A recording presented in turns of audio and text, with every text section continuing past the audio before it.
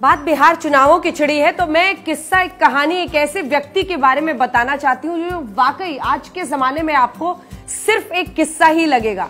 यकीन करना मुश्किल होगा कि कोई मुख्यमंत्री, और वो भी एक बार नहीं दो बार, दूसरे उप मुख्यमंत्री और 2 बार मुख्यमंत्री रहे, एक ऐसे नेता की एक कहानी है जो रिक्शा पर चलते थे। जब उनका निधन हुआ तो पटना तो छोड़िए, अपने पैतृक गांव में उनके पास एक मकान नहीं था जो विरासत में वो किसी को देते।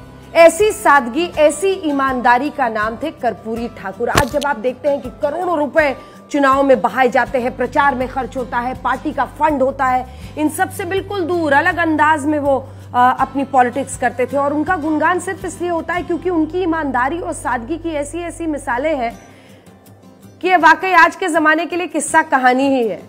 तो आपको बताती हूँ, मुख्यमंत्री 2 बार बने। एक बार उनका चयन हुआ एक ऐसे प्रतिनिधि मंडल में शामिल होने के लिए जिसे ऑस्ट्रिया जाना था। अब उनके पास कोट नहीं, दोस्त से कोट मांगा। दोस्त ने जो कोट दिया उसमें जरा फटा हुआ था। अब ऑस्ट्रिया गए और उसी के साथ वो शामिल हुए। वहां पर कहा जाता है कि यूगोस्लाविया के जो शासक थे मार्शल टीटो, उन्होंने देखा वो फटा हुआ कोट और फिर उन्हें एक नया कोट गिफ्ट किया। ऐसी सादगी, ऐसा व्यक्तित्व। एक और किस्सा है उनके बारे में कि एक बार उनके पिता का, चूंकि वो पिछड़ी जाति से आते थे, एक बार पिता का अपमान किया। वहां पर जो कुछ दबंग सामंती लोग थे उन्होंने उनके पिता का अपमान किया तो पूरी खबर फैली कि डीएम साहब आ रहे हैं, डीएम साहब आ रहे हैं, उनके घर पे उनके पिता का अपमान कर दिया है, डीएम साहब आ रहे हैं, पुलिस के खिलाफ कार्रवाई करेंगे और इन लोगों के खिलाफ कार्रवाई करेंगे।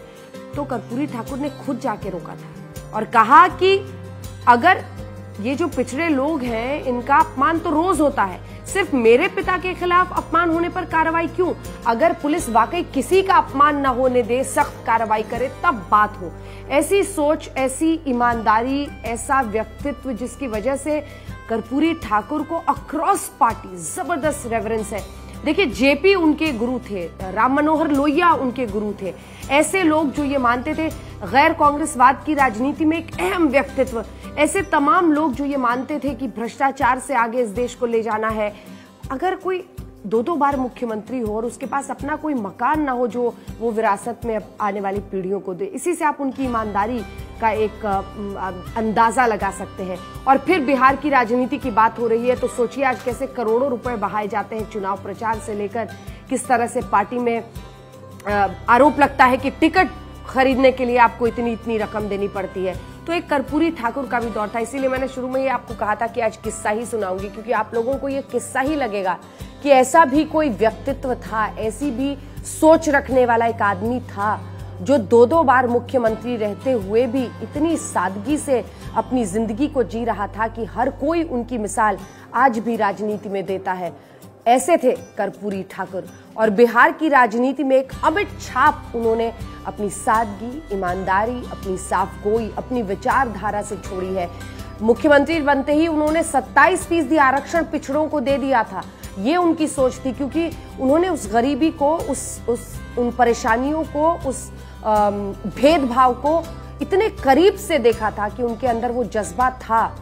मंडल कमीशन तो बाद में, लेकिन उससे पहले ही उनका ये बदलाव करना बताता है कि उन्होंने सोचा था कि कैसे सबको लेकर आगे बढ़ना है। लेकिन ये अलग बात है कि चाहे ये तमाम कदम नाकाफी ही साबित हुए हैं। आज भी कई बार लगता है कि क्या वाकई जिस बहारे की बात हो रही है वो हो पाया है, नहीं हो पाया है। लेकिन इतना जरूर है कि कर्पूरी ठाकुर एक ऐसी मिसाल है जिनको कम से कम हम और आप किस्सा गोई के ही जरिए, बातों के ही जरिए याद जरूर करें, ताकि भ्रष्टाचार मुक्त, ईमानदारी वाली राजनीति की भी पहचान, उसका चेहरा बने कर्पूरी ठाकुर को कोई बिहार की राजनीति में भुला न सके।